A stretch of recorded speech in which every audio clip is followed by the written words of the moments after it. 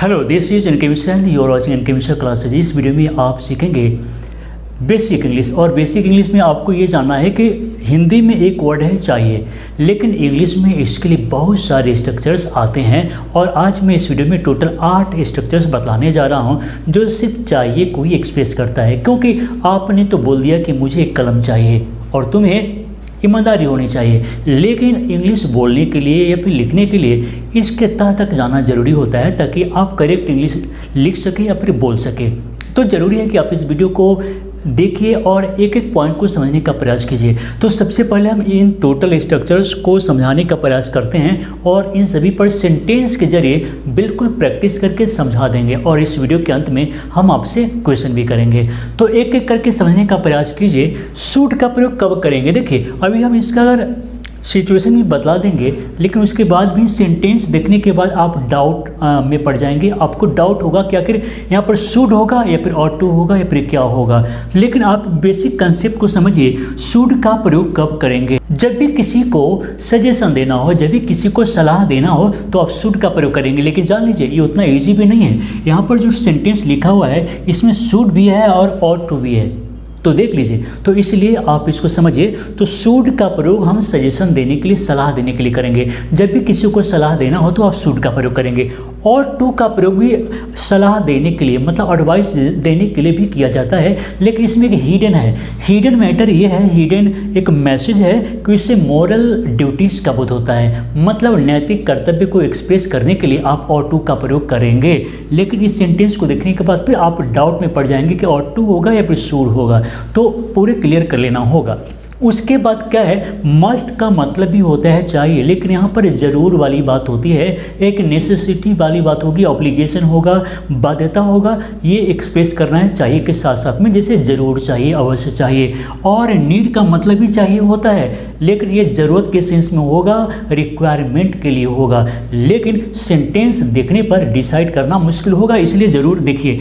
उसके बाद क्या है, शुड बी और शुड हैव, इसका मतलब ही होता है होना चाहिए। शुड भी होना चाहिए, शुड हैव होना चाहिए, लेकिन सिचुएशन क्या है, किस तरह के सिचुएशन में शुड भी करेंगे और किस तरह के सिचुएशन में। तो उसमें क्या है कि शुड भी से कोई एडजेक्टिव, यानी कि आपको ईमानदार होना चाहिए, गरीब होना चाहिए, तेज होना चाहिए। और शुड हैव से मतलब हुआ कि आपके पास कोई सामान होना चाहिए। सेंटेंस देखेंगे। उसके बाद क्या है, should be plus we three, इसको हम पैसिव में बनाएंगे कि मुझे इजाज़त दी जाए, मुझे पढ़ाया जाए, मुझे सिखाया जाए। तो इस कंडीशन में should be plus we three करेंगे। और should have plus we three का मतलब है कि आपको ऐसा नहीं करना चाहिए था, आपको इतना सवेरे नहीं आना चाहिए था।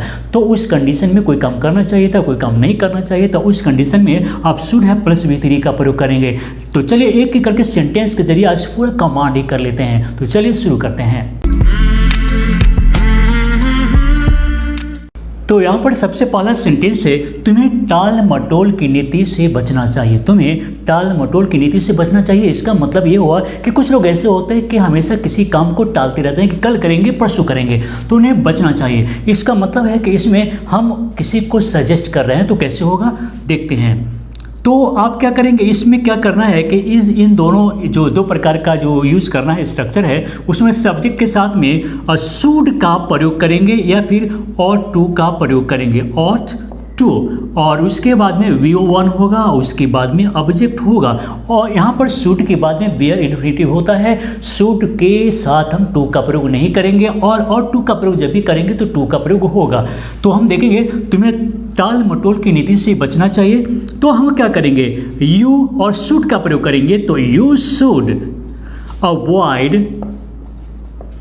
यू शुड अवॉइड, तुम्हें बचना चाहिए। और किस चीज़ से? तो टाल मटोल की नीति से। तो टाल मटोल की नीति का क्या होगा, क्योंकि इंग्लिश बोलने और लिखने में वर्ड का बहुत ही बड़ा इंपॉर्टेंस है, वर्ड हो या फ्रेज हो, बहुत ही ज़्यादा इंपॉर्टेंस है। तो टाल मटोल की नीति, you should avoid daily tactic, you should avoid daily tactic, तुम्हें टाल मटोल की नीति से बचना चाहिए। उसके बाद है, तुम्हें परीक्षा में चोरी नहीं करना चाहिए। परीक्षा में चोरी करना, तो इसमें स्टील का प्रयोग तो होगा नहीं, क्या होगा? तो तुम्हें परीक्षा में चोरी नहीं करना चाहिए। तो you should not use unfair, means unfair means in the exam, मतलब तुम्हें परीक्षा में चोरी नहीं करना चाहिए, कदाचार नहीं करना चाहिए। तो इससे आपको इस तरह के जो फ्रेज आते हैं, वर्ड्स आते हैं, उसे भी आपको याद करना होगा। उसके बाद क्या है, तुम्हें बुरी आदत त्याग देनी चाहिए, और ये भी सजेशन है, इसमें और टू का प्रयोग नहीं होगा। हम बता रहे कि तुम्हें जो बुरी आदत है उसे त्याग दो भाई। तो कैसे होगा, तुम्हें बुरी आदत त्याग देनी चाहिए, तो यू शुड गिव अप, त्याग देने के लिए आप अवॉइड का भी यूज़ कर सकते हैं, लेकिन गिव अप भी ज़्यादा परफेक्ट वर्ड हो गया यहाँ के लिए। तो यू शुड गिव अप, और क्या है बुरी आदत, तो हम लिखेंगे बैड हैबिट्स। तो इसमें भी मैंने शुड का प्रयोग कर दिया है, लेकिन स्पष्ट रूप से आगे देखते हैं कि हमें अपने देश की सेवा करनी चाहिए, हमें अपने देश की सेवा करनी चाहिए। तो फिर आप देखेंगे कि यह मोरल ड्यूटीज है, देश की सेवा करना एक सजेशन ही नहीं किसी के लिए, बल्कि यह नैतिक कर्तव्य है। तो यहाँ पर क्या करेंगे, तो we ought to serve our country, we ought to serve our country, हमें अपने देश की सेवा करना चाहिए। इसमें हम इंपॉर्टेंट बात और बताने जा रहे हैं, हमें अपने से बड़ों का आदर करना चाहिए, और ये भी मॉरल ड्यूटीज है, नैतिक कर्तव्य है। तो हम क्या करेंगे, we ought to respect our elders. लेकिन इसमें और जानना क्या है कि शुड और ऑट टू में तो आपने समझ लिया कि सजेशन तो है ही, लेकिन ऑट टू से मोरल ड्यूटीज़ को हम एक्सप्रेस करते हैं। लेकिन जहाँ स्पोकन की बात है वहाँ पर आपको ये नहीं सोचना है कि ऑट टू होगा या शुड होगा, आपको डायरेक्ट कोई भी यूज़ कर देना है, चाहे आप शुड करें या फिर ऑट टू करें, कर दीजिए। लेकिन जहाँ पर कंपटीशन की बात है, एग्जाम की बात है, जहाँ पर आपकी टेस्ट ली जा रही है, तो वहाँ पर इन दोनों में अंतर करना जरूरी है। और इस सेंटेंस में आप देखेंगे कि अवश्य पालन करना चाहिए, अवश्य किसी काम को करना चाहिए, मतलब मजबूरी है, मतलब बाध्यता है, और इस कंडीशन में आप मस्ट का प्रयोग करेंगे। लेकिन वही किसी काम करने की ज़रूरत है, रिक्वायरमेंट है, और वो चाहिए ही लिखा हुआ है, फिर भी वहाँ पर हम शुड का प्रयोग न करके नीड का प्रयोग करेंगे। सेंटेंस को देखते हैं, तो हम स्ट्रक्चर लिखेंगे सब्जेक्ट प्लस, और इसके साथ में मस्ट या फिर नीड का प्रयोग करेंगे, और उसके बाद में वर्ब या फिर ऑब्जेक्ट। लेकिन कैसे होगा, टोटल एक एक करके देखते हैं। हमें सामाजिक दूरी का अवश्य पालन करना चाहिए, और यह एक जरूरी है, कानून भी जरूरी है, कानून रूप से भी जरूरी है, और स्वास्थ्य के लिए भी जरूरी है, मजबूरी भी है। तो चलिए, हमें सामाजिक दूरी का अवश्य पालन करनी चाहिए। तो we must maintain social distancing,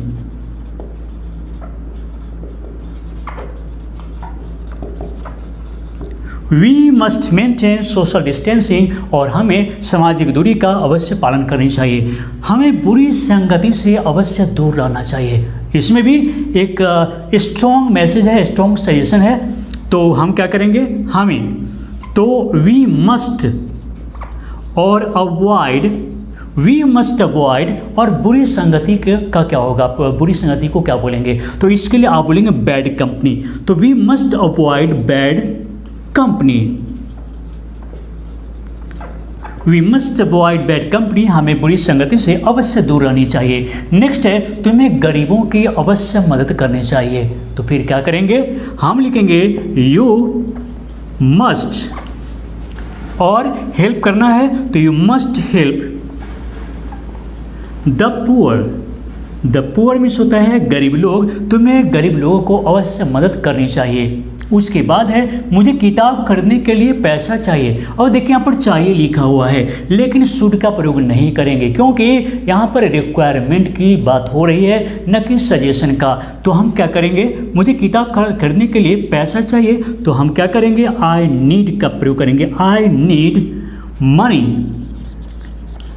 need money to, और किस काम के लिए, तो किताब खरीदने के लिए। तो I need money to buy अ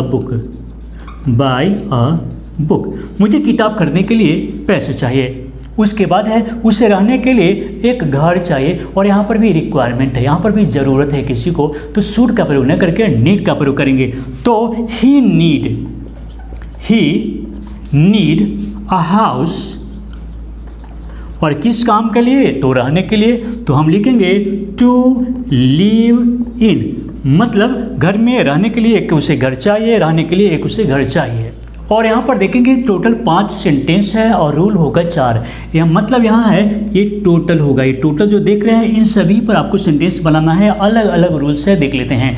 तो सबसे पहले आपको ईमानदार होना चाहिए, मतलब ये है कि शुड बी का प्रयोग करेंगे, आप में खुद कोई परिवर्तन होना चाहिए। हम किसी को बोल रहे हैं कि आप में ये परिवर्तन होनी चाहिए, आपको ईमानदार होना चाहिए, आपको सीधा साधा होना चाहिए, आपको विनम्र होना चाहिए, मतलब उस व्यक्ति को होना चाहिए, खुद में होना चाहिए, खुद में होना चाहिए तो शुड बी का प्रयोग करेंगे। जैसे आपको ईमानदार होना चाहिए तो यू शुड बी ऑनेस्ट। लेकिन यहाँ पर भी कुछ टेंशन है, कुछ डाउट है, वो सामने आ गया, देख लीजिए।